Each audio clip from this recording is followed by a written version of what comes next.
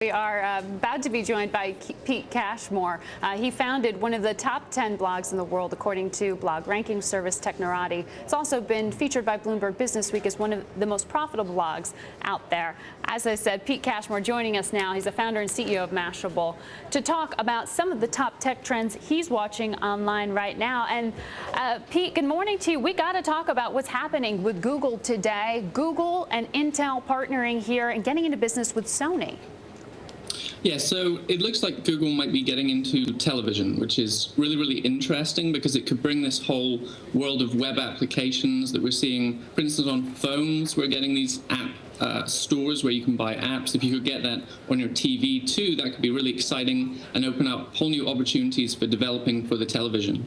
Now, we've been hearing about this eventual merging of all of your screens into one at some point here. I mean, what is this new smart TV product going to look like? So, it's really just rumor at this point. We'll probably get an announcement this week because Google's having a big conference called Google I/O.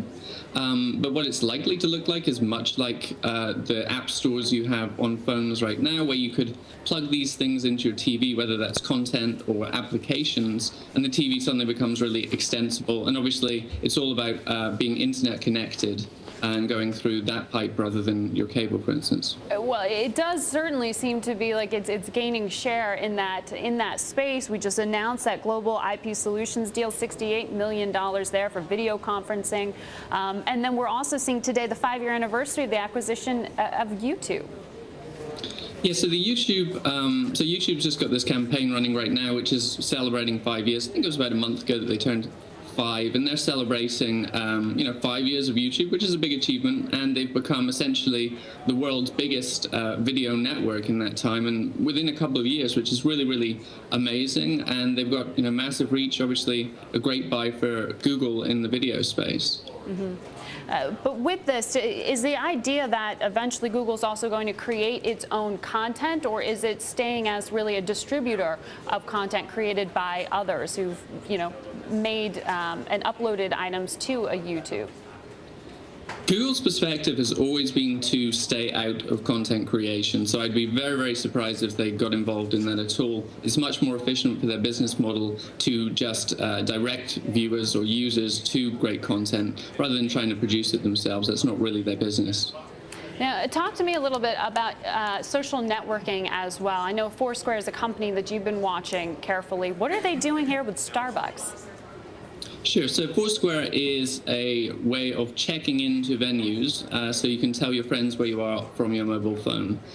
What they're doing this week is they've partnered with Starbucks, so that people who check in frequently, they become mayors of that Starbucks, and they can get a special offer. I think it's something like $1 off a Frappuccino. The key thing about that is that these services have kind of been treated like, they're fun, they're a game, but they don't really have a point to them. And now businesses are really starting to capitalize and saying, well, if you check into our business very, very frequently, we're going to give you special offers and we're going to give you real cash. So there's real rewards now for checking into businesses on a frequent basis. So is Starbucks really the first to try to cash in on this, to turn the location device concept into purchasing?